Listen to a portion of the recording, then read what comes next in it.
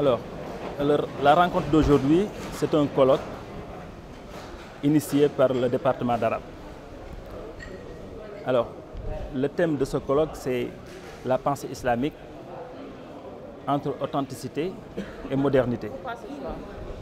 Alors, ce choix est pertinent parce qu'on est dans un monde aujourd'hui où cette problématique est posée partout. C'est quoi cette problématique? C'est le passé face au présent. L'authenticité face à la modernité. Et dans le contexte islamique, nous savons que l'islam a été révélé au prophète sallallahu alayhi wa sallam. Et à un moment donné de l'histoire des musulmans, il y a eu ce que l'on appelle le choc des civilisations. C'est-à-dire que cette rencontre entre le monde islamique et l'Occident. La question que les musulmans se sont posées est de savoir qu'est-ce qu'il faut faire.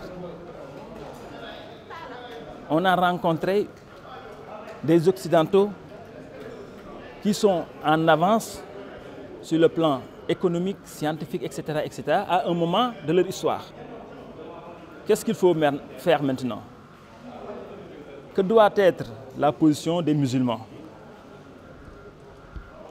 La première option, c'est de dire que voilà, les Occidentaux sont là, sont en avance économiquement. Et cela veut dire que là, on doit se poser des questions sur notre religion, sur notre héritage, sur notre patrimoine de façon générale. Et on va laisser notre patrimoine pour épouser l'Occident dans toutes ses dimensions. Ça, c'est une option. Alors, la deuxième option, c'est de dire que non, on va se replier. On va rester sur les fondamentaux de l'islam. On va rester avec le passé. Le meilleur est toujours avec l'islam. On ne va pas même regarder, on ne va même pas analyser ce qui nous vient de l'autre, de l'autrui.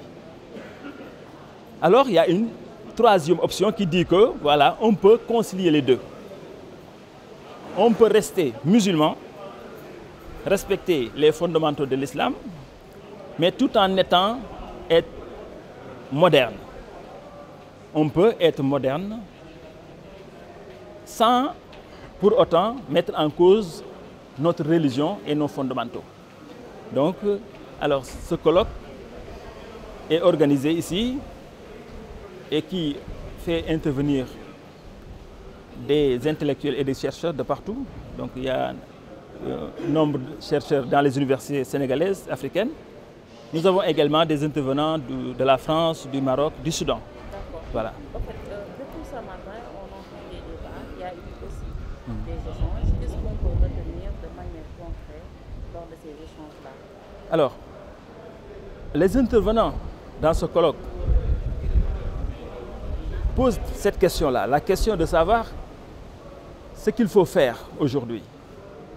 Ce qu'il faut faire avec la modernité. C'est-à-dire qu'on entend un débat, une problématique que l'on pose partout,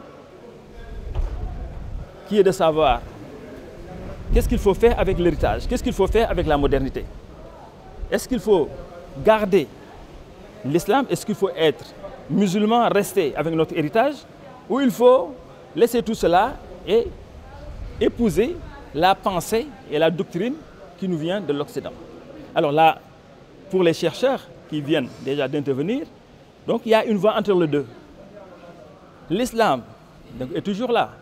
C'est-à-dire que l'islam n'est pas une religion destinée à un moment donné. وَمَا أَرْسَلْنَاكَ إِلَّا رَحْمَةً لِلْعَالَمِينَ. Allah subhanahu wa ta'ala dit à son prophète, vous êtes un prophète, pas seulement pour un moment, ni pour des gens, mais c'est pour tout le monde. Jusqu'à la fin du monde, l'islam est là. Maintenant, c'est aux musulmans de voir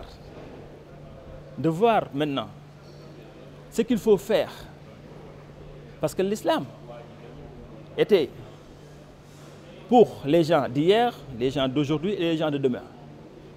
Donc c'est aux musulmans maintenant de faire cet effort d'explication pour que les gens découvrent l'islam, sachent que l'islam, ce n'est pas seulement faire la prière, ce n'est pas seulement faire le ramadan.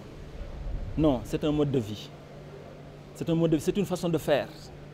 Un menuisier doit montrer dans sa façon de faire qu'il est musulman. On n'a pas besoin à un moment donné de dire que je suis musulman pour que les gens comprennent.